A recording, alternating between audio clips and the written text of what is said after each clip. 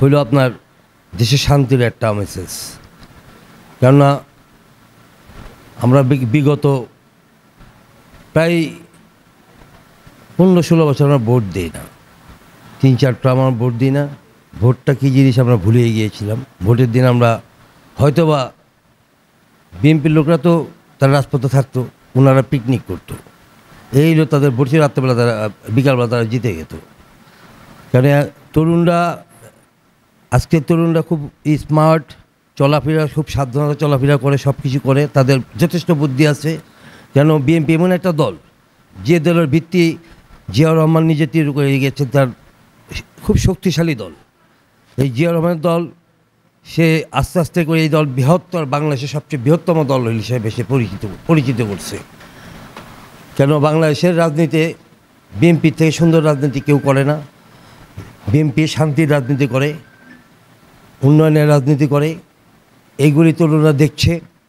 কেন আমি জানি বাংলাদেশের তরুণরা ম্যাক্সিমাম তরুণই ধানের শীতে ভোট দিবেন। কেন অনেক তরুণরা আছে। আমি আমার মেয়েটাকে বিয়ে দিয়েছি, আমার মেয়ে বিয়ে করেছে honours 4th year final year বোধ আসছে, সে এই পর্যন্ত ভোট দিতে পারে নাই। দেখেন কত বড় দুঃখ। তারা যে আমার সামনে আমার নাতিও বসে আছে, নাতনি একটা আছে, তারা ভোট দিতে পারে নাই। কারণ তরুণরা জায়গায় জায়গায় সব কিছু দেখে, কোথায় কি হচ্ছে না হচ্ছে, তাদের নলেজ, যে এখনকার নলেজ, ছেলেপেলেদের নলেজ অনেক বেরো নলেজ, অনেক কিছু জানেন তারা, যেটা বিগত দিনের মানুষের জানতো না। কেন তারা আশা করি আমি তরুণীদের ভোট আমরা অনেক বেশি পাবো, আমাদের সংখ্যাই বেশি হবে। বাংলাদেশে যে 100 ভোট থাকে, এর মধ্যে আমরা আশা করি 70-75% ভোট পাবো আমরা, তরুণীদের ভোট। বাংলাদেশের জনগণ কেন ধানের শীষকে ভোট দিবে? বাংলাদেশের জনগণ ধানের শীষে ভোট দেবে। ধানের শীষ হলে তার শান্তির প্রতীক। এই প্রতীকে এমন একটা প্রতীক, এটা আমরা খাই, এই ধানের শীষ, ধানের থেকে ভাত হয়, আমরা এটা খাই। এটা একটা উন্নয়নের প্রতীক।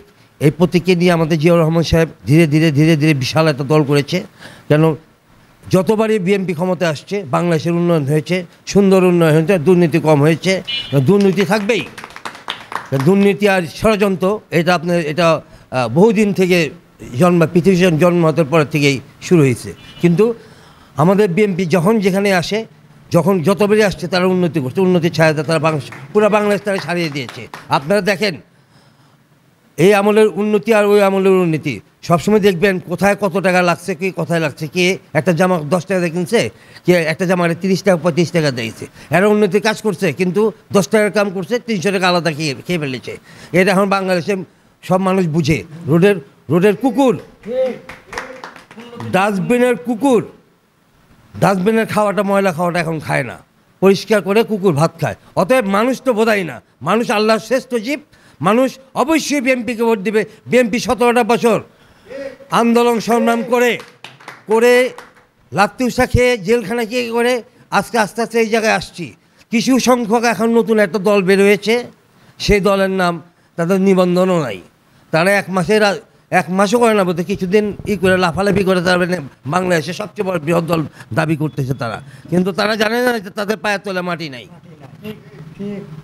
কেননা তারা আন্দোলনকে উইথড্র করে দিয়েছিল। উইথড্র করে দেওয়ার পর তারা বলছে আমরা এটার মধ্যে নেই, যারা কিছু করতে ওই কোনো কিছুর মধ্যে আমরা নেই সে আন্দোলনের মধ্যে। কিন্তু আমাদের তারেক রহমান সে বহুদূর থেকে আমাদেরকে বলেছে, ছাত্রদেরকে তোমরা হেল্প করো, ছাত্রদের সাথে নামো।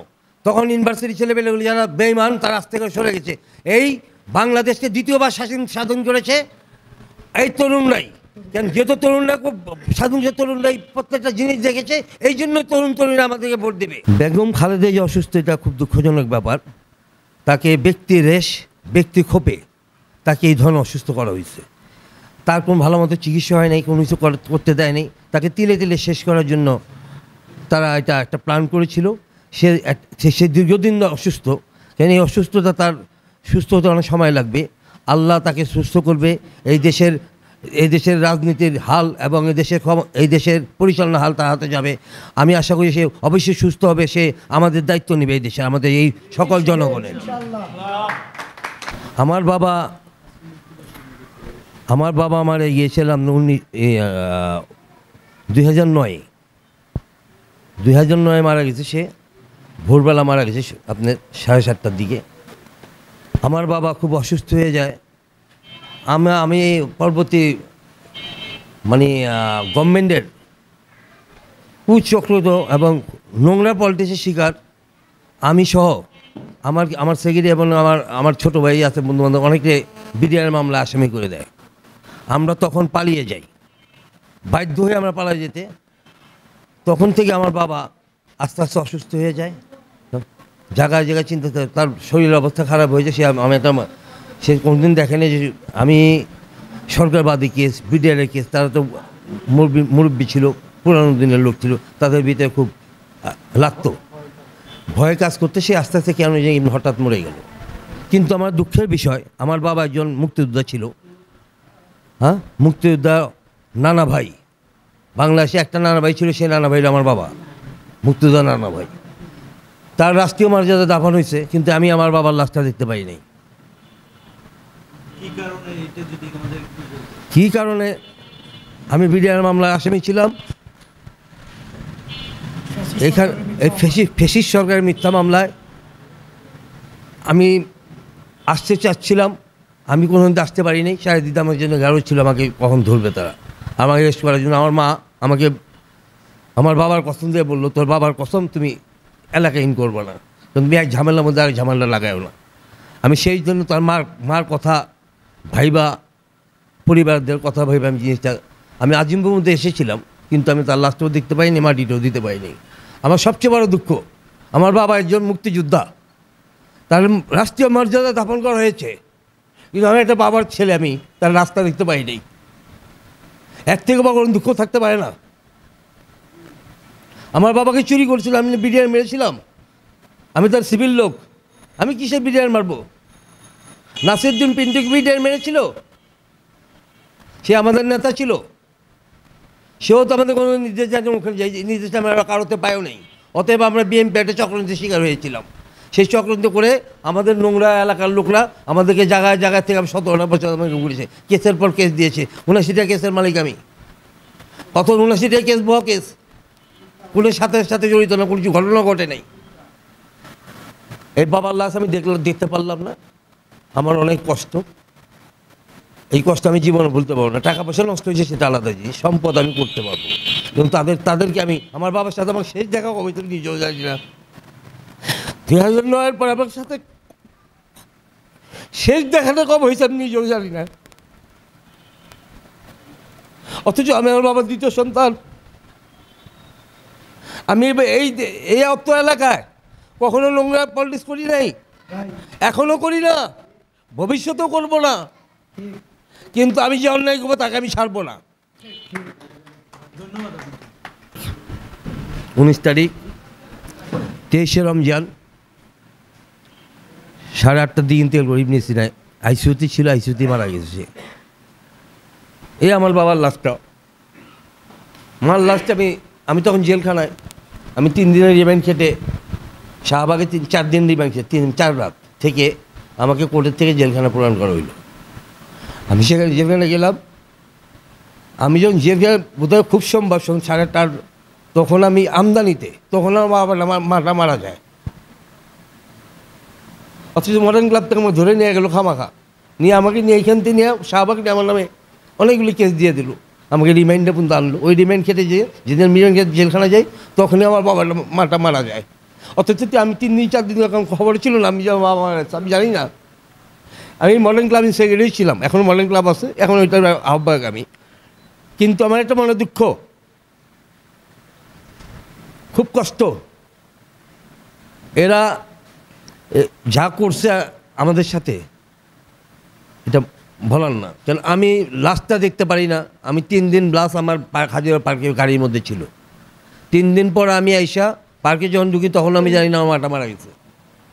যখন লাস্টটা গাড়িটা দিলাম, তো আমি চিৎকার করলাম, মা করে চিৎকার দেওয়ার বললাম। আমি একটা শব্দ ইউজ করছিলাম আমি রাগে, হাজারীবাগের থানা আমলিক আমার মাকে মেরেছে।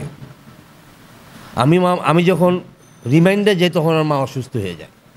তখন এই নিয়ে মেশিনে ভর্তি করা হয়, তাকে ইয়েতে নিয়ে যায়, আপনার আইসিইউতে নিয়ে যায়, ওই আইসিইউতে সে মারা যায়। মানে আমি একটা কত বড় অভাগ্য লোক দেখেন, আমি আমার বাবা মা অনেকের আমি দেখতে পাই, অনেকের আমার বন্ধুবান্ধব, অনেক ক্লোজ বন্ধুবান্ধব মারা গেছেন, তাকে তো দেখতে পাই নাই। কারণ এটা হলো কথা, যেহেতু আমরা এত কষ্ট করেছি, এত করেছি, আপনারা সামনের ভোটের এই আসতেছে, সদস্য ফর্ম আসতেছে, আপনারা দয়া করে আপনারা অনেকে বুঝবেন না আমাদের কষ্ট, কেন আমরা অনেক সময় বলতে পারি না, বলারই আসে না। আপনারা যদি এই নতুন সদস্য ফর্মগুলি আপনার নিজস্ব লোকদের ফর্ম না করেন, আপনারা আলাল দালাল দিয়ে টাকা পয়সা খেয়ে যদি করেন, আবার এই আরেকটা এলিমেন্ট দেখবেন, 111 বাংলাদেশে। কেননা এই দালালরা আজকে আওয়ামী লীগের দালালরা আমাদের সাথে মিশে, টাকা পয়সা মিশে আমাদের সাথে মিছিল মিটিং করতেছে, করতেছে, এখন জায়গায় জায়গায় যাচ্ছে। এই দালালরা একদিন সবাই একত্রিত হয়ে এই দালালরা আমাদেরকে একদিন মারবে, এইটুকু বলে রাখলাম। এই দালালগুলো একসাথে হয়ে এরা হঠাৎ মিছিল করবে, হঠাৎ আপনারা মারবেন। আপনারা, আমি সবাইকে একটা মেসেজ দিতে চাই, হাজারিবাগ বা সারা বাংলাদেশে মেসেজ দিতে চাই, আমরা অনেক ক্ষতিগ্রস্ত হয়েছি। অনেক ভাই বাবার লাশ দেখতে পায় নাই, মার লাশ দেখতে, বোনের লাশ দেখতে পায় নাই, অনেক ভাই হ্যান্ডকাপ করে জানা যায় অংশগ্রহণ করেছে। আপনারা এই ইতিহাসগুলি জানেন? আপনারা না জানেন না, 17টা 15টা বছরের কম না, একটা ছেলে বিয়ে পড়তে পারে 18 বছর পরে। আপনারা অনেক কিছু জানেন। কেন আমার কাছে এই একটা মেসেজ, কোনো আওয়ামী লীগকে আমাদের দলে জায়গা দেওয়া যাবে না। আমরা আগে যারা ছিল, আমরা তাদের দিয়ে নিয়ে আমরা আগাতে চাই, তাদেরকে নিয়ে আগে তারা হলো আমাদের খাঁটি সোনা।